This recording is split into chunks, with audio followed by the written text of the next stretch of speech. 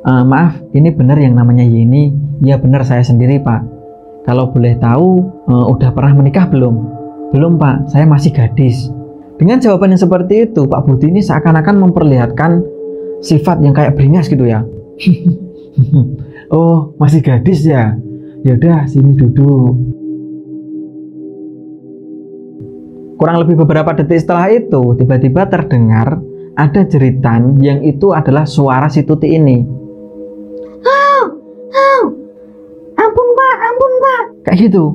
Nah, karena takut terjadi sesuatu, pintunya ini langsung didobrak sama Yeni dan teman-temannya.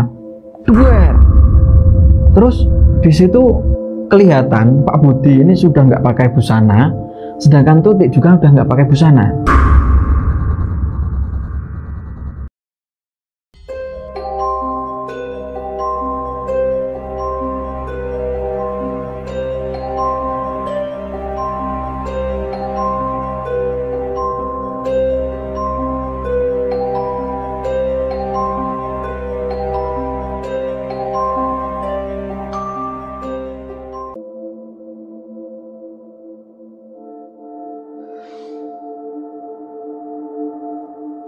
Assalamualaikum warahmatullahi wabarakatuh. Selamat datang di Kisah Misteri.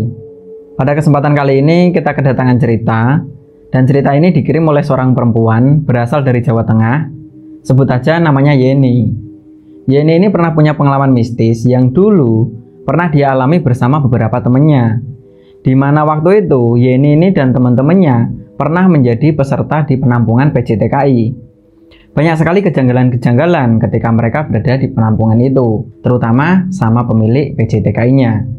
Tapi sebelum masuk ke ceritanya, terima kasih buat teman-teman yang udah ngedukung Mr. Manyun. Semoga kalian semua selalu diberikan kesehatan dan dilancarkan rezekinya. Amin ya robbal alamin. Dan buat teman-teman yang baru mampir ke channel ini, silahkan like, subscribe, dan aktifkan loncengnya agar teman-teman nggak ketinggalan video terbaru dari Mr. Manyun. Ingat, jangan ada misteri di antara kita. Inilah Kisah Misteri.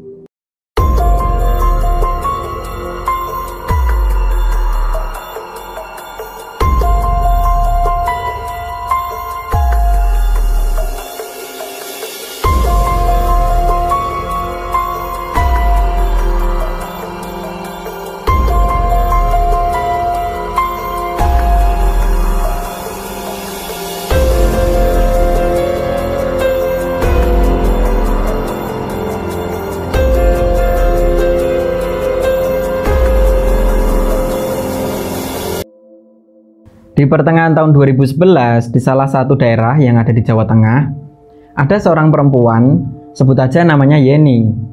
Dari kecil Yeni ini udah terbiasa dengan hidup yang serba pas-pasan. Bahkan dalam sehari dia makan itu kadang cuma sekali. Jadi selain orang tuanya ini buruh tani, ketika ada sedikit rezeki, Yeni sendiri harus berbagi dengan keempat adiknya. Di tahun 2011 itu, setelah Yeni ini lulus dari SMP, dan karena terbentur masalah biaya, sehingga Yeni waktu itu nggak bisa melanjutkan ke jenjang yang lebih tinggi. Kebetulan Yeni adalah anak pertama, bisa nggak bisa dia juga harus ikut membantu kebutuhan keluarganya, entah untuk keperluan makan maupun biaya sekolah adik-adiknya. Harapan Yeni waktu itu dia cuma berkeinginan untuk bisa bekerja sebagai TKI. Entah di Arab Saudi, Kuwait, Irak, Jepang, Cina, Hong Kong, Thailand, Korea, Singapura, Selandia Baru, India, Taiwan, Brunei Darussalam, Mamuju, Maumere, dan masih banyak lagi negara lainnya. Tapi karena syarat untuk bisa jadi TKI itu minimal usia 18 tahun, jadi waktu itu Yeni belum bisa untuk mendaftar jadi TKI. Dengan seperti itu, setelah Yeni lulus dari SMP, dia memutuskan untuk bekerja di salah satu toko grosir di pasar yang ada di daerahnya. Selain buat cari modal untuk jadi TKI nantinya, setidaknya Yeni udah bisa membantu beban orang tuanya. Singkat cerita, setelah 3 tahun Yeni bekerja di toko grosir itu, ketika usianya juga udah 18 tahun, akhirnya Yeni memutuskan keluar dari pekerjaan itu dan mulai ngurus pendaftaran untuk jadi seorang TKI. Setelah kurang lebih 2 bulan dia ngurus pendaftaran itu, akhirnya Yeni ini keterima menjadi calon pekerja di salah satu kantor PJTKI yang ada di daerahnya. Setelah menunggu sekitar 3 minggu, akhirnya Yeni mendapat kabar dari kantor PJTKI itu. Jadi selain Yeni ini keterima, dia juga udah bisa berangkat untuk sekolah bahasa di salah satu penampungan PJTKI yang ada di Jakarta. Setelah mendapat kabar itu, perasaannya Yeni waktu itu ya seneng banget gitu ya. Alhamdulillah, sebentar lagi aku bisa bekerja di luar negeri. Tapi di sisi lain, Yeni juga ngerasa sedih karena dia harus meninggalkan keempat adiknya dan kedua orang tuanya. Tapi ya mau gimana lagi, semua itu demi masa depan Yeni sendiri dan keluarganya. Kurang lebih 3 hari, Yeni sibuk mempersiapkan perbekalan untuk tinggal di penampungan. Waktu itu dia beli beberapa pakaian, menyiapkan uang yang udah ditabung selama 3 tahun, dan Yeni juga berpamitan sama beberapa saudara dari keluarga besarnya. Pak D, Bude, nyuwun dongane nggih, mugi-mugi Yeni lancar teng mriko. Iya nduk, muga-muga diparingi sehat, lancar, kewarasan. Karo salate aja lali ya nduk. Nggih Bude. Belum lagi ketemu sama teman-temannya Yeni. Woi Yeni, sido mangkat sore iki ora? Iya, sido. Mangkat jam piro? Mangkat jam 4 sore engko budal menyang Jakarta. Oh ya wis, hati-hati yo Yen. Siang itu membuat Yeni sangat kuat. Selain banyaknya support dari orang-orang sekitar, Yeni sendiri juga ngerasa, Inilah saatnya, aku harus berjuang demi masa depan keluargaku. ya walaupun sedih gitu ya saat berpamitan sama orang tua dan adik-adiknya, tapi di dalam kesedihan itu ada niat yang sangat kuat demi mewujudkan kebahagiaan di kemudian hari. Kurang lebih jam 4 sore, Yeni ini berangkat dari Jawa Tengah menuju ke Jakarta. Dan sekitar 12 jam perjalanan, akhirnya sampailah Yeni di penampungan. Di penampungan itu ternyata banyak sekali orang-orang yang ingin bekerja jadi TKI. Ada yang seumuran, ada STW, ada yang udah ibu-ibu. Jadi ketika Yeni udah sampai di penampungan itu, dia ngerasa seneng banget. Karena banyak sekali teman-teman di sana yang mereka itu bisa saling cerita, berbagi makanan, kadang juga belajar bahasa bareng-bareng. Ada yang bahasa Arab, ada yang bahasa Taiwan, bahasa Cina, Hong Kong, Thailand, Korea, Singapura, Selandia Baru, India, Taiwan, Brunei Darussalam, Mamuju, Maumere. banyak deh pokoknya. Dan karena Yeni waktu itu mau kerja di Arab Saudi, ya dia belajar bahasa Arab. Singkat cerita, kurang lebih 1 bulan Yeni tinggal di penampungan itu. Nggak tahu kenapa di tempat itu mulai muncul kejanggalan-kejanggalan yang dirasakan Yeni dan beberapa temennya. Jadi kurang lebih sekitar jam 10 malam, waktu itu Yeni baru selesai belajar bahasa, karena ruangan yang dibuat belajar bahasa itu cuma 1, dan itu juga buat gantian. Sedangkan khusus belajar bahasa Arab itu mulai jam 7 sampai jam 10 malam. Nah, di saat Yeni ini baru jalan menuju ke kamar, dan kebetulan kamarnya Yeni itu berada di dekat kamar mandi. Jadi di situ banyak kamar, kurang lebih ya sekitar 12 kamar, yang masing-masing kamar itu dihuni 7 sampai 10 orang. Jadi kamarnya emang gede banget, sedangkan kamar Yeni ini termasuk kamar yang paling ujung. Sehingga ketika Yeni kalau mau ke kamarnya itu harus melewati beberapa kamar yang lain. Nah, malam itu pas Yeni ini mau masuk ke kamar, dia itu ngeliat kayak ada taburan benda warna hitam di depan pintu semua kamar yang ada di situ. Loh, ini apa ya? Perasaan pas aku keluar tadi belum ada ini deh. Nah, karena penasaran, Yeni ini memastikan, ini garam apa bukan ya? Tapi kok warnanya hitam? Dan ketika dipegang, ternyata itu emang garam. Jadi menurut Yeni, itu adalah garam laut yang teksturnya ini kasar, tapi kayak dicampur sama serbuk kopi hitam. Seketika itu, Yeni langsung cepat-cepat masuk kamar dan menanyakan hal itu ke salah satu temannya. Sebut aja namanya ini Tuti. Mbak, itu di depan pintu apa ya? Apa Yen? Kamu baru lihat ya? Iya, itu apa sih Mbak? Itu cuma garam yang dicampur sama kopi Yen. Lah, tujuannya buat apa Mbak? Katanya sih buat tolak bala. Buat apa pakai kayak gituan? Emang yang ngasih kayak gitu siapa sih? Ya siapa lagi kalau bukan pemilik PT. Oh, kayak gitu. Hari-hari pun berlalu hingga ada satu kejadian. Waktu itu sekitar jam 11 malam. Jadi waktu itu Yeni sama Tuti ini berada di dapur. Nggak tahu kenapa, tiba-tiba Yeni sama Tuti ini ngelihat kayak sosok kuntilanak, akan tetapi cuma beberapa detik gitu aja. Nah, karena takut, akhirnya mereka berdua langsung masuk ke kamar lagi dan saling cerita sama teman-teman kamar yang lain. Ngapain sih kok pada ngos-ngosan? Itu tadi kita berdua baru ngelihat sosok kuntilanak. Nah, di mana? Itu tadi di area dapur. Ah, masa sih? Aku nggak pernah tuh lihat yang kayak gituan. Bener, aku nggak bohong. Setelah kejadian malam itu, keesokan harinya, nggak tahu kenapa ada salah satu peserta di penampungan itu, sebut aja namanya Intan. Jadi Intan waktu itu kurang lebih sekitar jam 8 pagi, tiba-tiba dia ini kerasukan. Tapi kerasukannya ini nggak seperti kerasukan pada umumnya. Kalau kerasukan yang biasanya itu kan kayak kayak gitu. Akan tetapi yang namanya Intan ini itu kerasukannya agak beda. Jadi seakan-akan kayak kena hipnotis gitu. Ketika ditanya disuruh apa, Tan Intan coba kamu jalan ke sana, jalan. Tan Intan coba kamu push up 5 kali, dia push up 5 kali. Jadi seakan-akan kayak nggak sadar. Tapi ketika disuruh beberapa temennya itu ngikut gitu aja. Akhirnya karena penasaran gitu ya, sebenarnya Intan ini ada apa. Tapi kurang lebih sekitar jam 10 pagi, tiba-tiba Intan ini dipanggil sama pemilik PT itu, sebut aja namanya Pak Budi. Jadi Pak Budi ini tiba-tiba masuk ke area asrama lah, sebut aja seperti itu. Setelah masuk, Pak Budi ini manggil, mana yang namanya Intan? Ini Pak, yang namanya Intan. Oh coba Mbak Intan, sini ikut saya. Setelah itu, Intan ini langsung ikut gitu aja. Tapi beberapa temennya yang lain yang lihat itu, wah jangan-jangan ini Intan diapa-apain nanti sama bosnya. Nah, karena penasaran, beberapa dari mereka itu ngintip. Jadi Pak Budi itu punya satu kamar yang di situ nggak boleh ada orang lain masuk ke kamar itu. Pagi itu sekitar jam 10, Intan ini dibawa masuk ke ruangan itu. Nah, karena memang nggak ada celah untuk ngintip di dalam itu mereka baru ngapain. Akhirnya mereka ini kayak pasang telinga gitu ya. Dan setelah beberapa menit tiba-tiba ada teriakan dari si Intan ini. Seakan-akan Intan ini merasa kesakitan.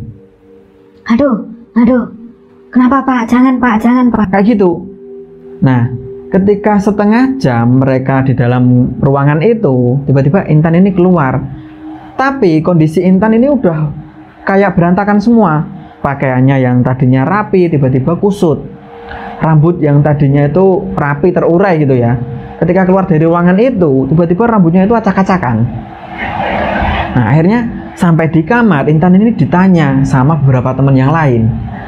Tan, kamu itu dipanggil sama Pak Bos, ngapain? Nggak ngapa-ngapain, tapi kok masuk di ruangan itu ya? Nggak boleh ada orang lain yang masuk ke situ. Nggak tahu, aku nggak diapa-apain kok. Intan bilang seperti itu. Tapi kondisi pakaian sama rambutnya itu udah acak-acakan. Akhirnya Yeni dan teman-temannya itu ngira kalau wah jangan-jangan ini dilecehkan. Tapi ya mau gimana lagi, karena memang nggak ada bukti, ruangan itu juga rapet. Akhirnya hari itu berjalan begitu aja, dan kurang lebih 3 hari setelah itu tiba-tiba si Intan ini udah mulai sadar. Yang tadinya disuruh ngapa-ngapain sama temennya itu ikut. Tan, Intan ambil piring di dapur dong. Dia nurut, ngikut gitu aja, ngambil piring. Tapi setelah 3 hari tiba-tiba ada salah satu teman dari mereka yang nyuruh Intan, Tan, Intan coba dong ambilin ember yang ada di kamar mandi. Ngapain sih kamu nyuruh-nyuruh? Jadi karakter aslinya ini baru keluar setelah 3 hari. Karena ngerasa Intan ini udah mulai sadar, nggak kayak kehipnotis gitu ya. Intan ini baru ditanya lagi, Tan, Intan, ini maaf ya sebelumnya. Iya, kenapa Mbak? Itu 3 hari yang lalu kamu disuruh sama Pak Budi masuk ke ruangan itu, kamu diapain ya? Jadi dia malu. Loh, kenapa kok ketawa? Enggak kok, enggak kenapa-napa, aku enggak diapa-apain kok. Halah, jangan bohong. Coba Intan jujur deh sama kita-kita. Nah, saat itu Intan ini cerita. Ternyata waktu itu Intan ini dilecehkan sama Pak Budi. Layaknya hubungan suami istri. Nah, mendengar cerita dari Intan, semua orang yang ada di sana, peserta-peserta PJTKI itu gitu ya, akhirnya pada bingung, heran dia. Aduh, kok kayak gini ya penampungan ini ya? Kirain penampungan ini sehat, nggak ada masalah yang seperti itu. Ternyata pemiliknya suka melecehkan pesertanya. Singkat cerita, kurang lebih 1 bulan setelah itu, jadi waktu itu Yeni ini sudah lumayan mahir dalam berbahasa Arab, walaupun nggak 100% gitu ya. Nggak tahu kenapa tiba-tiba Yeni ini ngerasa kalau pikirannya agak terganggu. Jadi Yeni yang tadinya selalu fokus belajar bahasanya, anta, antum, apalah pokoknya bahasa Arab gitu ya. Nggak tahu kenapa tiba-tiba Yeni ini ngerasa kalau aku kok susah ya untuk baca tulisan Arab. Aku kok susah ya untuk menghafal. Dan setelah beberapa jam setelah itu, tiba-tiba Yeni kayak nggak sadarkan diri. Tapi dia ngelihat, oh di situ ada teman-temannya. Oh ini ruangan kamar. Oh ini ruang tamu. Dia sadar. Jadi mirip seperti yang dirasakan Intan waktu itu. Akhirnya Intan ini kayak mau ngomong sama yang namanya Tuti. Itu nggak bisa. Ngomong mau, Mbak, aku kok kayak gini ya. Itu nggak bisa. Tapi di dalam diri Yeni sendiri itu seakan-akan pengen ngasih tahu kalau aku kenapa sih kok bisa kayak gini. Nah karena lagi-lagi kayak kekunci gitu ya mulutnya, akhirnya dia nggak bisa ngasih tahu ke beberapa temennya. Akhirnya Yeni ya pasrah gitu aja. Dan kurang lebih sekitar jam 9 malam, tiba-tiba Yeni ini dipanggil sama Pak Budi. Jadi waktu itu Yeni ini baru belajar bahasa. Saudara Yeni mana ya? Jadi karena di situ ada guru yang ngajar bahasa. Oh itu Pak Budi, ada apa ya? Coba Yeni itu suruh ke ruanganku sebentar Pak. Oh iya, monggo. Yang namanya Yeni itu dipanggil sama Pak Budi. Nah dengan seperti itu Yeni ini ngikut gitu aja. Padahal hari-hari kemarin dia tuh kayak provokator untuk selalu berhati-hati sama yang namanya Pak Budi ini. Nggak tahu kenapa malam itu tiba-tiba ngikut gitu aja. Dipanggil Pak Budi ya udah gitu kan. Akhirnya sesampainya di ruangannya Pak Budi, nggak tahu kenapa Yeni ini ngerasa sebenarnya dia pengen berontak, tapi lagi-lagi mulutnya kekunci. Maaf, ini benar yang namanya Yeni? Ya benar saya sendiri Pak. Kalau boleh tahu, udah pernah menikah belum? Belum Pak, saya masih gadis. Dengan jawaban yang seperti itu, Pak Budi ini seakan-akan memperlihatkan sifat yang kayak beringas gitu ya. Oh, masih gadis ya? Yaudah, sini duduk. Nah, ketika Yeni ini duduk, tiba-tiba Yeni ini seakan-akan diperlakukan sebagaimana istrinya Pak Budi. Tapi untungnya malam itu ada beberapa temennya yang sengaja ngedor-ngedor pintu ruangannya Pak Budi. Jadi pas waktu itu Yeni udah sebagian terbuka, tiba-tiba ada yang ngetuk, Yeni, ayo belajar lagi, ayo belajar lagi. Di situ termasuk Tuti juga, Intan juga, dan beberapa temennya. Seakan-akan mereka itu tahu kalau Yeni mesti diapa-apain sama Pak Budi. Nah, daripada nanti terjadi sesuatu, diketuk itu pintunya, Yeni keluar Yen. Akhirnya Pak Budi ini mengurungkan niatnya malam itu, dan Yeni ini disuruh pakai baju lagi. Yaudah Yeni dipakai lagi bajunya. Kalau ditanya sama temennya nggak usah ngomong ya. Akhirnya Yeni ya ngangguk gitu aja. Setelah itu Yeni ini keluar dan dilihat beberapa temennya. Jadi temennya itu kayak ngeliatin dari atas kepala sampai ujung kaki. Kayak gitu. Loh, pada ngapain sih? Kamu diapain sama Pak Budi? Kamu diapain sama Pak Budi? Enggak, aku nggak diapa-apain kok. Nggak tahu kenapa ketika tadi dipanggil sama Pak Budi itu seakan-akan nggak sadar. Tapi ketika keluar dari ruangan itu dan banyak lagi teman-teman yang seakan-akan mengagetkan, tiba-tiba Yeni ini tersadar. Beda halnya sama Intan waktu itu. Kalau Intan 3 hari, tapi pas waktu Yeni ini belum dilecehkan banget, tiba-tiba udah sadar karena pengaruh teman-temannya yang seakan-akan membuat gaduh di ruangan itu. Ketika udah berada di dalam kamar, Yeni ini cerita ke teman-temannya, Yen, kamu sebenarnya tadi diapain sama Pak Budi? Aku tadi mau diginiin. Giniin gimana? Ya kayak gitulah, kayak pasangan suami istri, kayak Intan dulu itu loh. Nah terus udah masuk. Alhamdulillah belum, terus kalian datang itu. Oh alhamdulillah. Terima kasih ya teman-teman udah bantuin aku. Singkat cerita, kurang lebih 2 hari setelah itu, situasi yang dulu pernah Yeni lihat itu terulang lagi. Kurang lebih jam 10 malam, itu di depan pintu kamar yang ada di sana, semuanya itu ada taburan garam yang dicampur sama kopi itu. Yeni waktu itu langsung bilang ke Tuti, Mbak Tuti, itu kok ada serbuk garam sama kopi lagi ya? Mana? Itu di depan pintu kamar yang ada di sini. Akhirnya Tuti sama Yeni ini memastikan, oh iya, kayak yang kemarin-kemarin ya. Nah, mesti habis ini ada salah satu orang yang seakan-akan dia itu dihipnotis. Nah, benar beberapa jam setelah itu, tiba-tiba ada satu orang, dia keluar dari kamar, sebut aja namanya Indri. Jadi waktu itu Indri usianya sudah kurang lebih 45-an tahun, jadi udah ibu-ibu gitu ya. Ketika keluar dari kamar, Dia diikuti sama teman-teman yang lain yang ada di kamarnya Indri gitu kan. Nah ketika Yeni ini ngelihat, loh pada ngapain kok pada ngikutin Indri, ini Indri kayak kerasukan. Oh iya po, kayak Intan dulu. Iya kayak Intan dulu. Akhirnya dijaga, coba dikagetin. Akhirnya sama beberapa temennya, si Indri ini langsung dikagetin, ditepuk punggungnya. Indri, kamu mau kenapa? Setelah itu, Indri ini tiba-tiba sadar. Oh, aku habis ngapain ya? Kamu ini gimana sih? Kamu jangan suka ngelamun kalau di dalam kamar. Enggak, aku nggak ngelamun kok. Loh, aku kok bisa ada di luar kamar ya? Bukannya aku tadi mau tidur. Yaudah, kamu balik lagi ke kamar. Nah, akhirnya malam itu penghuni penampungan itu akhirnya sepakat kalau di kemudian hari kok di situ terdapat ada serbuk kopi sama garam, mereka berniat untuk segera disingkirkan atau disapu gitulah. Dan kurang lebih 3 hari setelah itu ada lagi. Di situ banyak sekali serbuk dan serbuknya itu nggak cuma garam sama kopi waktu itu. Akan tetapi ada bunga kantil, bunga melati, bunga mawar, pokoknya bermacam-macam bunga lah. Dan ketika dipastikan sama Yeni, itu kayak bau minyak misik. Wah, ini pasti main klenik ini Pak Budi, pikir Yeni waktu itu. Akhirnya beberapa orang yang ada di sana itu langsung panik. Waduh, ini pasti ada korban lagi nih. Nah, nggak tahu kenapa, tiba-tiba kurang lebih jam 11 malam, waktu Yeni sama temen yang lain itu mau tidur, tiba-tiba temen yang namanya Tuti, yang satu kamar sama Yeni ini, tiba-tiba berdiri. Dia itu seakan-akan kayak nggak sadar. Tiba-tiba buka pintu kamar yang katanya dia itu mau pergi ke kamar mandi. Tapi emang betul, setelah keluar dari kamar, Yeni ini ngeliat, oh betul mau ke kamar mandi. Tapi setelah dari kamar mandi dia mau ngapain? Mau masuk kamar lagi atau mau kemana? Ditunggu itu beberapa menit.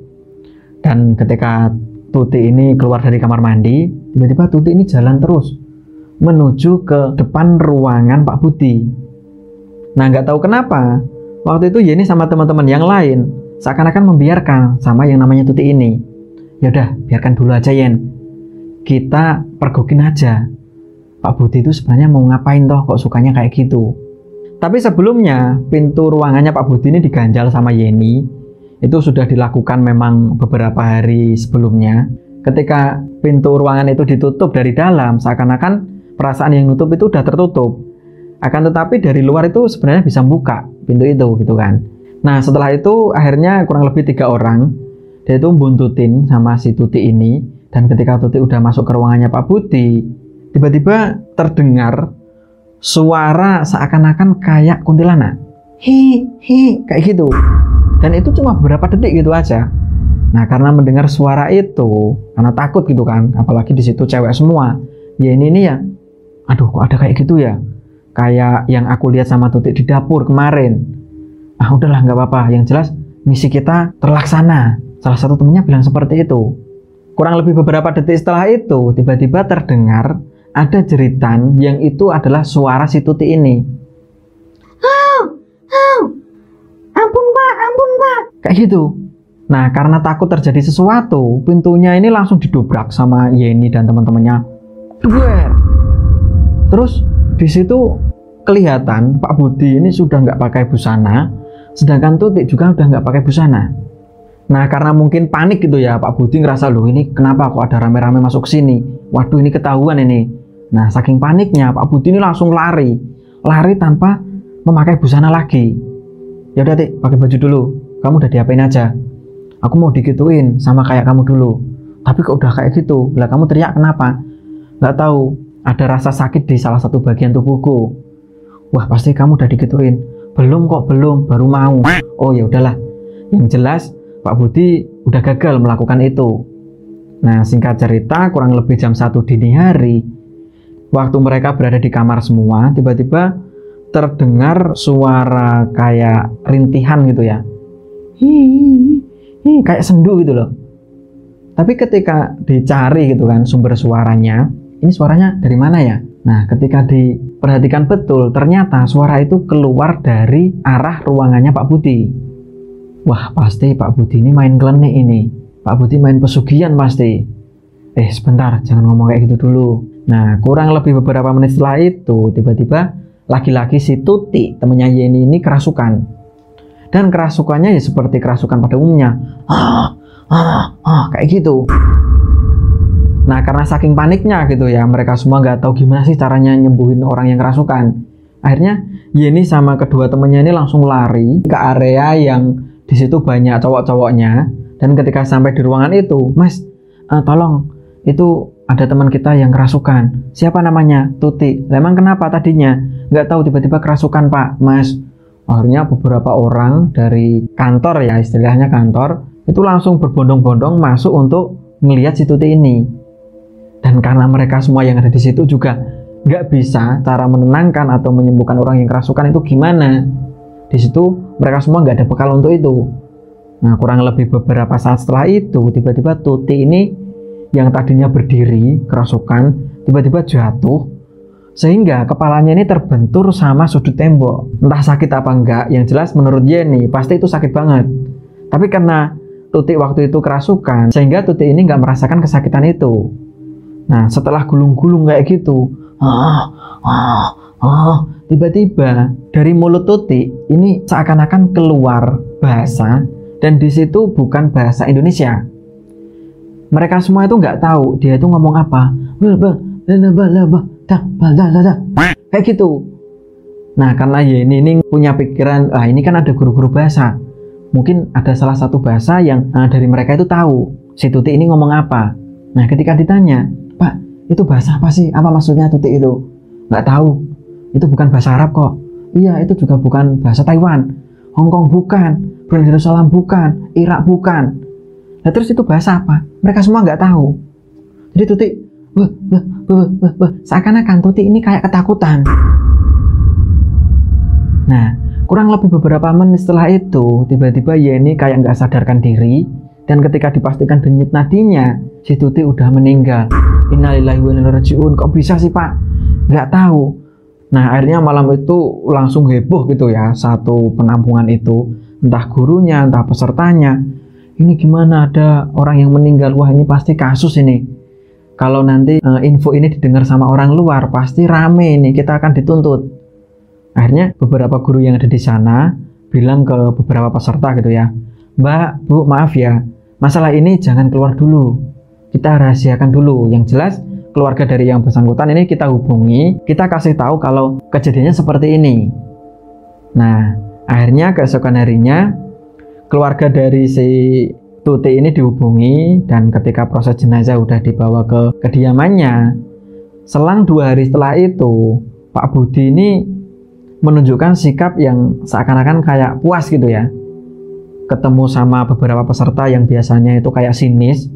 Pagi itu Pak Budi nih, monggo Mbak, mau apa? Oh, ini mau beli jajan Pak. Oh iya, monggo silahkan. Seakan-akan Pak Budi ini ramah, nggak seperti hari-hari biasa. Nah, nggak tahu kenapa kurang lebih jam 12 siang Yeni ini tiba-tiba ngerasa ada yang janggal dengan beberapa ruangan yang ada di sana, terutama ruangannya Pak Budi. Nah, kurang lebih jam 12 siang itu Yeni ini memberanikan diri untuk ngecek di ruangannya Pak Budi ini ada apa. Dan karena memang nggak dikunci pintunya, Yeni ini bisa ngelihat ternyata di situ banyak sekali bunga-bunga yang ditaburin di bawah kursi. Di situ ada bunga melati, bunga kantil, ada taburan minyak. Selain itu juga ada kopi, garam, banyak pokoknya. Nah, melihat kondisi itu, akhirnya Yeni ini bilang ke beberapa temannya yang lain. Ada salah satu temannya Yeni yang dia itu bilang, gini Yen, kamu tahu nggak? Enggak Mbak. Kenapa emang? Ada apa? Tadi malam aku itu ngelihat sosok genderuwo. Astagfirullahaladzim, di mana Mbak? Di dapur. Oh, kayak aku ya, tapi aku kemarin nggak genderuwo tuh. Aku kemarin itu sosok kuntilanak kalau nggak salah. Enggak, bukan kuntilanak. Lah, itu jam berapa Mbak? Kurang lebih jam 9. Jadi pas orang-orang kayak kamu itu belajar bahasa Arab, aku itu kan belum masuk. Kalau aku kan besok gitu kan pelajarannya. Iya, kenapa? Nah, jam 9 itu pas aku ada di dapur baru masak air, bikin mie gitu kan. Tiba-tiba ada suara kayak erangan, jadi kayak tepat di telinga sebelah kanan. Dan ketika tak tengok, ternyata di sudut ruangan yang ada di dapur itu muncul sosok genderuwo, matanya merah. Nah, setelah mendengar cerita dari salah satu temannya itu, Yeni ini langsung mikir, wah, jangan-jangan betul meninggalnya Tuti ini bukan kebetulan. Mungkin ada kaitannya sama yang dilakukan Pak Budi, pemilik PT itu. Nah, akhirnya dari pengalaman-pengalaman yang ada atau dari kejadian-kejadian yang pernah mereka alami, Yeni dan teman-temannya ini menyimpulkan kalau orang yang punya PT ini itu punya pesugihan untuk menarik agar peserta setiap tahunnya itu banyak. Nah, singkat cerita, karena memang mereka semua juga belum ada bukti real gitu ya, ini sebenarnya Pak Budi pakai pesugihan atau enggak. Secara kalaupun itu pembunuhan juga nggak dibuktikan dengan adanya orang membunuh pakai pisau atau pakai geladi, itu kan enggak gitu kan. Nah, akhirnya mereka ya cuma bisa, ya udahlah biarin aja. Yang jelas setelah ini kita hati-hati sama yang namanya Pak Budi. Nah, setelah itu kurang lebih 1 bulan, Yeni ini udah mahir gitu ya dalam bahasa Arabnya. Ketika Yeni ini tanya sama admin, salah satu admin yang ada di kantor itu, maaf mas, saya ini kan udah lulus bahasa Arab, terus kapan aku dapat job untuk berangkat ke Arab Saudi? Sebentar Mbak Yeni, ini baru dicarikan untuk slot buat Mbak Yeni. Mbak Yeni jadi IRT kan di sana? Iya, jadi IRT. Ya udah, tunggu dulu. Kalau aku nunggunya pulang dulu ke rumah gimana mas? Oh, nggak bisa Mbak. Semua peserta ketika nunggu panggilan kerja atau mau terbang ke luar negeri, mereka nunggunya tetap di penampungan ini Mbak. Nggak bisa pulang mas, nggak bisa Mbak. Nah, akhirnya sedikit agak kecewa gitu ya. Yeni ini, waduh, kalau aku di sini lama-lama bisa jadi aku yang jadi tumbal ini sama Pak Budi. Nah, singkat cerita, beberapa hari setelah itu, kurang lebih sekitar jam 11 malam, jadi Yeni ini habis nungguin. Jadi walaupun dia udah lulus bahasa, dia itu ikut ada di ruangan itu gitu loh. Ikut ngeliat atau bantuin temennya ngerjain bahasa Arab atau gimana. Nah, setelah Yeni ini keluar dari ruangan itu dan ketika mau ke kamar, tiba-tiba Yeni ini ngedengar ada suara kayak erangan seperti yang diceritakan salah satu temannya itu. Dan itu seakan-akan suaranya itu dekat. Dilihat-lihat atas, kanan, kiri, belakang, gak ada siapa-siapa. Nah, terus itu suaranya siapa? Akhirnya Yeni ini karena takut gitu kan, apalagi dia perempuan. Akhirnya badannya ini merinding semua. Dan saking takutnya, Yeni ini kembali lagi ke ruangan. Jadi memang di situ ada tambahan jam pelajaran. Jadi pesertanya itu disuruh ngerjain soal-soal bahasa Arab. Sehingga sampai jam 11 malam itu mereka belum selesai ngerjain itu. Cuman di ruangan itu udah nggak ada gurunya. Gurunya udah kembali ke kamarnya masing-masing mungkin.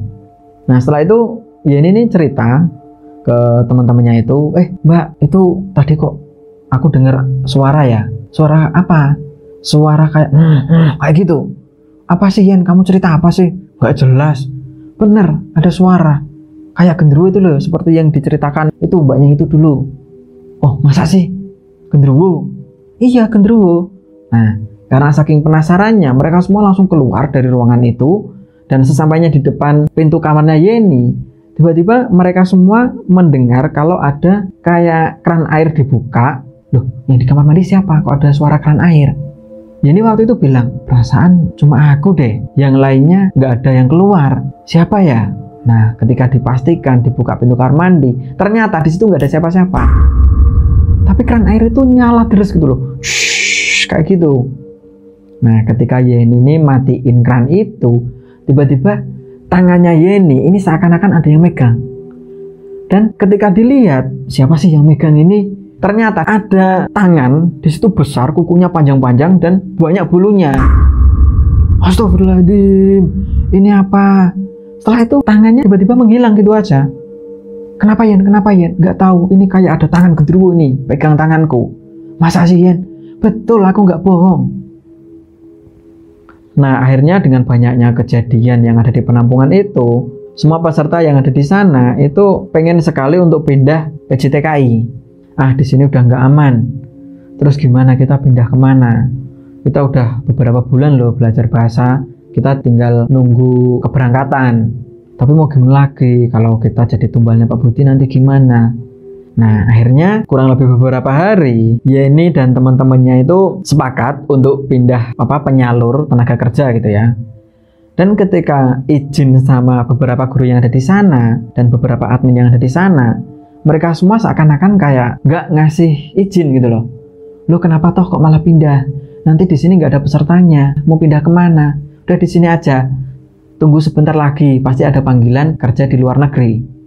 Tapi karena memang mereka udah bulat mau pindah gitu kan, hanya mereka ya protes. Enggak Pak lah, di sini angker, horor, banyak sekali kejadian aneh di sini. Aneh apa? Yaitu buktinya Tuti meninggal. Kemarin ada yang ngeliat genderuwo, aku sendiri ngeliat kuntilanak. Terus Yeni itu juga, kenapa Yen? Itu tanganku dipegang genderuwo. Nah, mendengar cerita-cerita dari peserta yang ada di sana, akhirnya beberapa guru itu juga bingung. Aduh, kok bisa kayak gitu ya? Kok bisa kayak gitu ya? Karena waktu itu Yeni diminta untuk sabar gitu kan. Ya udah sabar dulu. Kalaupun nantinya mau pindah, ditunggu dulu 3 hari.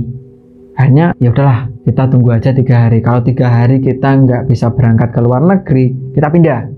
Iya. Setelah itu sehari setelah mereka itu minta pindah gitu ya. Nggak tahu kenapa waktu itu sekitar jam 1 dini hari, ada salah satu orang yang tiba-tiba dia itu kerasukan. Jadi kamar sebelahnya Yeni, ini ada satu orang perempuan masih gadis, sebut aja namanya Susi. Susi ini tiba-tiba kerasukan, dan karena heboh gitu kan, apalagi perempuan, Susi, kamu kenapa Susi? Nah, ketika mendengar kehebohan yang ada di kamar sebelah, akhirnya kamarnya Yeni ini langsung keluar semua, langsung ikut melihat ada apa. Ini Susi kerasukan. Waduh, ini jangan-jangan jadi tumbal ini nanti. Nah, karena saking paniknya, akhirnya Yeni ini langsung lari untuk nemuin beberapa guru dan beberapa staf-staf yang ada di sana. Dia ngasih tahu, Pak, Mas, Mbak, itu ada salah satu teman yang kerasukan. Setelah itu mereka langsung datengin ke kamarnya Susi. Mbak Susi, kamu kenapa? Mbak Susi, kenapa? Kayak gitu terus. Nah, karena memang lagi-lagi nggak ada bekal untuk nyembuhin orang kerasukan, akhirnya ada salah satu guru yang dia itu inisiatif. Jadi dia punya kenalan seorang ustadz, sebut aja namanya Ahmad. Halo Mas Ahmad. Ya halo, ini kalau mau nyembuhin orang yang kerasukan digimanain ya? Oh, nah diruqyah Mas. Caranya gimana ya? Bacain surat-surat Al-Quran, Al-Falaq, An-Nas, Al-Ikhlas, Al-Fatihah, sama 2 ayat terakhir surat Al-Baqarah. Nah, mendengar hal itu, ayo siapa yang bisa baca Quran?